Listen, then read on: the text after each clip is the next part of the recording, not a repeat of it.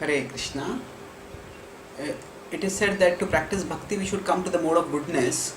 Does that mean that Kshatriyas, Vaishyas and everyone has to give up their occupational duties to practice bhakti by coming to the mode of goodness? Answer: no, not necessarily.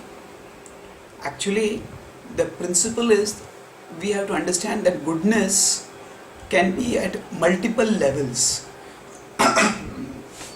That means that at the very least, if somebody is accepting scripture, one is a scriptural authority, one is accepting the authority of God and is willing to regulate one's life at whatever level it may be, but is able to regulate one's life according to God's guideline, that itself is a sign of goodness.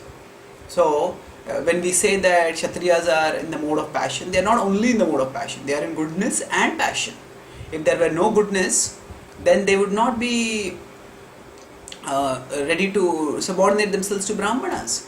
They would not have such a charitable spirit.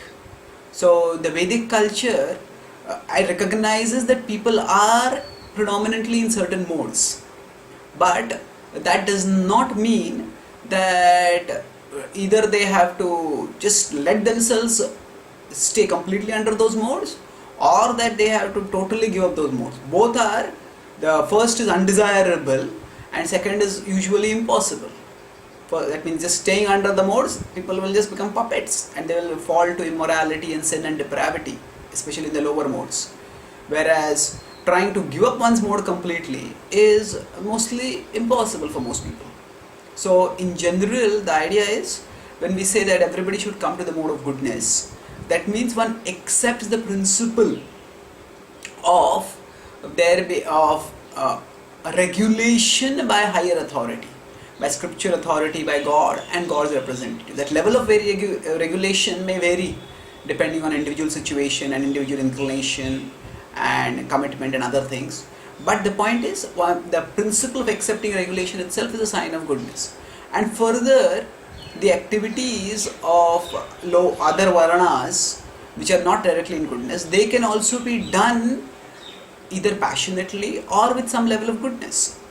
A vaishya who is very much steeped in passion and ignorance alone, the vaishya will be just concerned with gaining money by hook or by crook. But a vaishya who is in goodness will give due respect to ethics, will give due respect to to ultimately transcendental ethics also, to devotion. And that way there will be a regulation and there will be purification and elevation by that.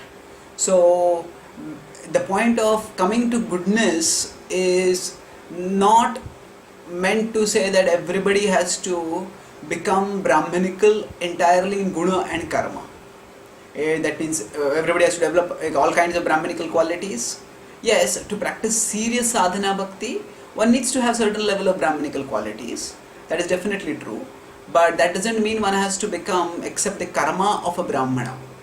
And one may accept the karma according to one's karma. Here I refer to not karmic reaction, but I am talking about guna karma vibhagashaha in the Bhagavad Gita. There I am talking about karma as one's prescribed duty, the activity according to one's nature. So now here what we understand is that we may do our work according to a prescribed duty, but we don't have to do it in the mode of passion. And we can do it with greater and greater element of goodness, so greater calmness, greater deliberation, greater valuing for principles and ethics. And that way, even that work will not entangle us, and that work we'll be able to do it with remembrance of Krishna.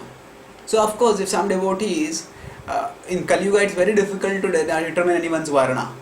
And most people may also have a mixture of various varnas qualities, because of there has been so much intermixing in the past generations between members of different varnas. So rather than trying to stick to some formulary that this is the way I should be behaving, each devotee should find out how best I can serve Krishna.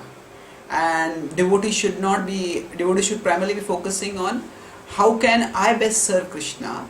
And we shouldn't be stereotyping others, oh, this person is in goodness and this person is in passion.